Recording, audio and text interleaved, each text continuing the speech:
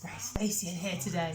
Right, what we're going to do this afternoon is we are going to design some moving pictures. Now, I've collected, luckily, I've got a family who do like moving pictures, and some examples of how we make pictures move.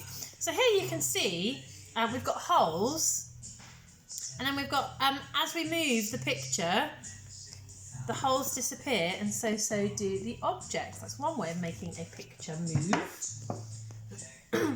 This is my favourite. This is an amazing book. What if I turn a page to one of the pages where they moved? Here. Watch what happens carefully. When I open this flap, watch the picture. Wow, look at this bit here. Watch it go back. How cool is that? It's a bit like pulling a tab on a book and then pushing it back in. It's sliding the pieces of the picture out to reveal a picture from behind, which is really cool. That's another example of a moving picture. Ooh, one of my favourites. This moves by popping up. Look at that, how you can make the picture stand up outside. Another example of a moving picture. Oh, there's lots in here that pop up. This one's a little bit broken. My daughter loves this story. I think there's a hedgehog one in here. And they spin. Look at that. Look. Woo! That's really cool, isn't it? How they spin. And a really big pop-up one. That's like a pop-up book. That's a way of making a picture move. This one, I'm sure lots of you will have these ones. These ones move, look, because they are a lift the flap picture. Okay. Look. Ta-da! So that's a way of making a picture move, is by having a flap. This is also a flap one, I will leave that. And so is this one. This is another example of using flaps to make a picture move, which is really clever. And I think this last one is also a pop-up one. It is, look! Ta-da! This one. Look at that! Watch! Wow! There's actually a slit here, look, can you see? And as I move the page, it pushes through the slit to make the picture move, which is very clever. These are pop-up ones. That one's similar. Like a lever that goes backwards and forwards, look, which makes the rabbit look like he's hopping. Oh, that sounded like I just ripped it. Never mind. Right, okay, so those are some examples of how we make pictures move. Now what we're going to do in our DT today is we're going to explore, we're going to design our own moving picture. So next week, this is what we're going to make. So I'm going to have a black sheet of paper, a black sheet of card. And here you can see I've drawn the earth, and this is going to be a lift the flap earth, so you can lift it up and see stuff underneath it. Up here I've got a moon that's going to bounce out of the picture. This planet here is going to spin round and round like that hedgehog in the book. And here my rocket, which is the centrepiece of my moving picture, is going on a lever. It's going to slide so it will move. Now, in order to make those things happen, I'm just going to talk to you very quickly about the techniques that we may want to use in order to make something move. So this is a lever. So what you'd have, just like the frog's mouth, is you'd have a slit in your paper, and you'd have, probably made out of a piece of card, might be better, or a strong bit of cardboard. I know my household is getting lots of deliveries at the moment, so you might need to raid your cardboard recycling box for some strong, sturdy card. But the lever will work by going from left to right. So I can, if on the end of here is my rocket, so if you imagine this is the side of my picture, I can get my rocket to zoom up and down if I stick my rocket on here to make it move.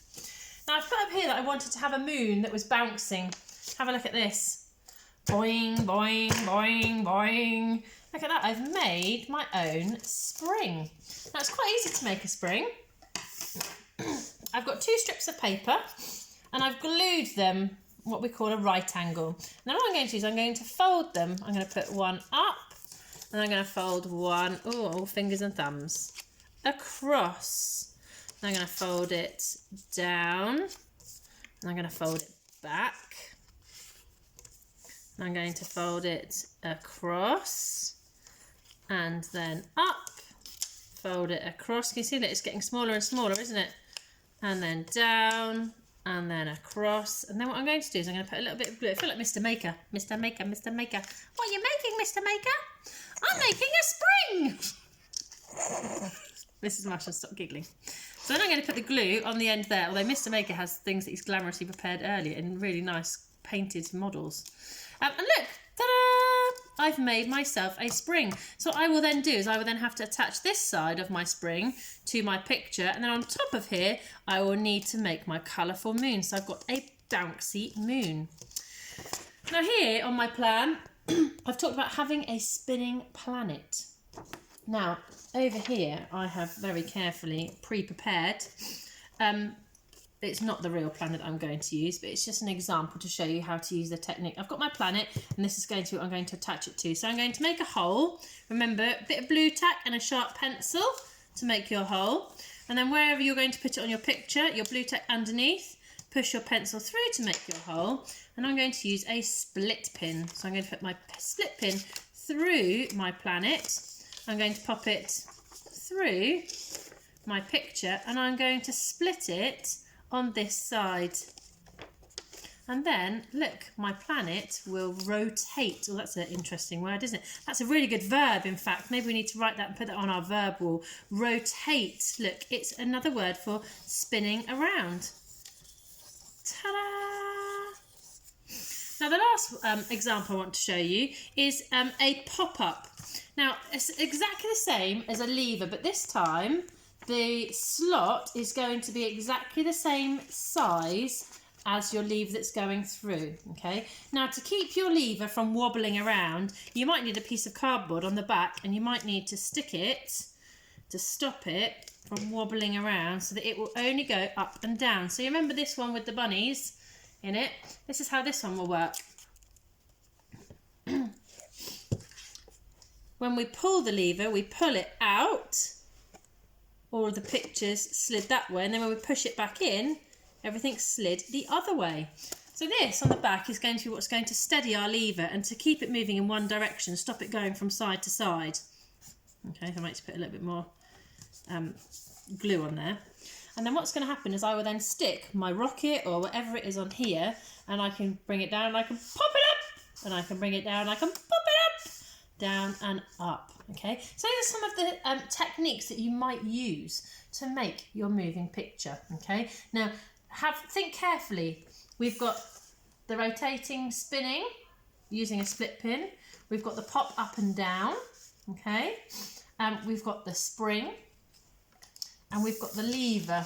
Okay, your lever is what's going to make it slide along. So my lever is what's going to be underneath my rocket, so my rocket can slide around like this towards the moon. Okay, and what I'd like you to do is I'd like you to think about what's going to be in your space picture. You're going to do design. So design what it's going to look like, design what parts are going to move, and which techniques you're going to use to make it move. Okay, you're not making your picture today, you're going to make it next week, but I do hope you have fun, and that will give your grown-ups plenty of time to source all the things you need for your moving picture.